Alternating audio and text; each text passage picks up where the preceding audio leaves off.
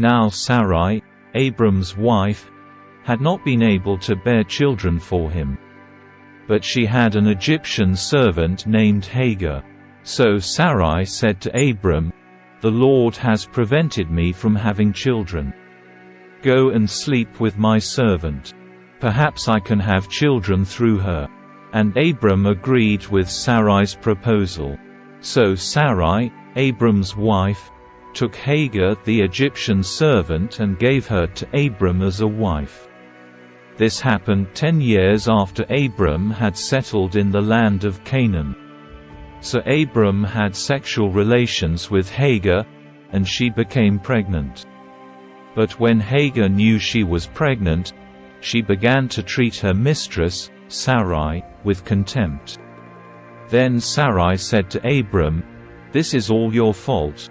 I put my servant into your arms, but now that she's pregnant she treats me with contempt.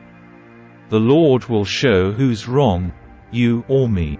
Abram replied, "Look, she is your servant, so deal with her as you see fit." Then Sarai treated Hagar so harshly that she finally ran away.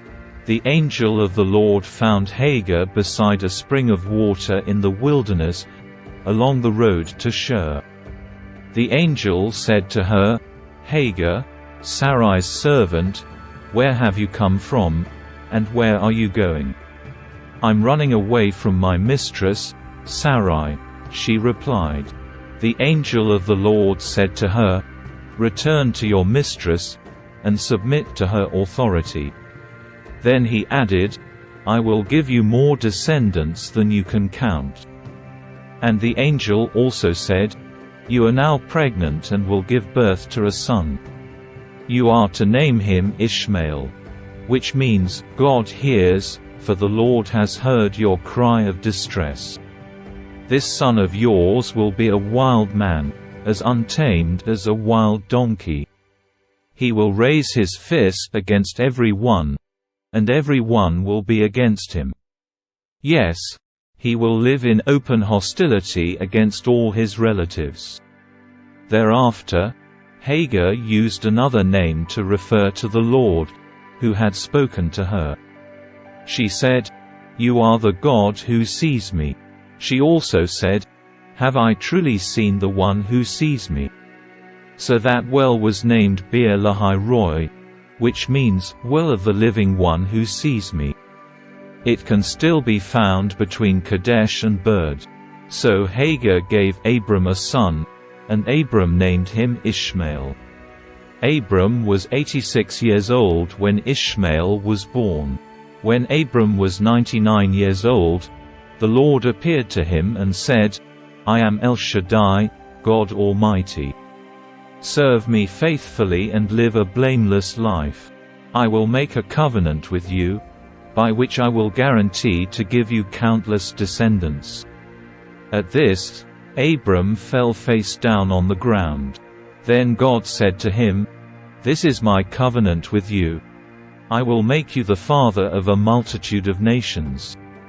What's more, I am changing your name. It will no longer be Abram. Instead, you will be called Abraham, for you will be the father of many nations. I will make you extremely fruitful. Your descendants will become many nations, and kings will be among them. I will confirm my covenant with you and your descendants after you, from generation to generation. This is the everlasting covenant. I will always be your God and the God of your descendants after you. And I will give the entire land of Canaan, where you now live as a foreigner, to you and your descendants. It will be their possession forever, and I will be their God." Then God said to Abraham, "Your responsibility is to obey the terms of the covenant. You and all your descendants have this continual responsibility. This is the covenant that you and your descendants must keep. Each male among you must be circumcised. You must cut off the flesh of your foreskin as a sign of the covenant between me and you.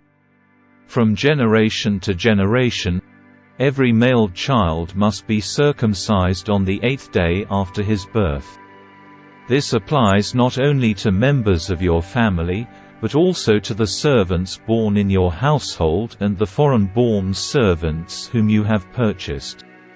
All must be circumcised. Your bodies will bear the mark of my everlasting covenant.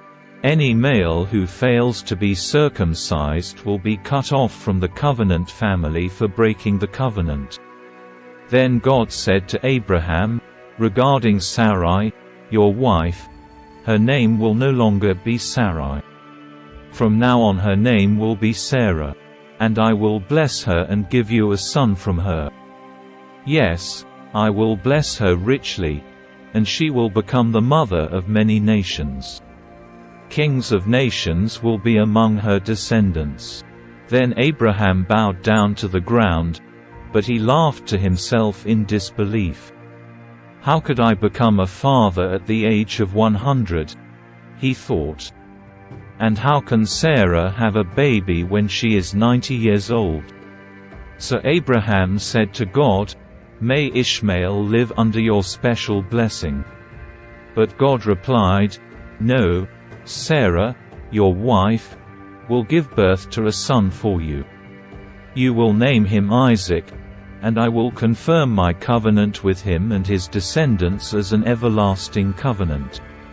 As for Ishmael, I will bless him also, just as you have asked. I will make him extremely fruitful and multiply his descendants. He will become the father of 12 princes, and I will make him a great nation.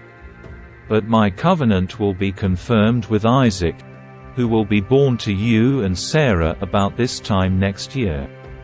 When God had finished speaking, he left Abraham. On that very day Abraham took his son, Ishmael, and every male in his household, including those born there and those he had bought. Then he circumcised them, cutting off their foreskins, just as God had told him. Abraham was 99 years old when he was circumcised, and Ishmael, his son, was 13. Both Abraham and his son, Ishmael, were circumcised on that same day, along with all the other men and boys of the household, whether they were born there or bought as servants. All were circumcised with him.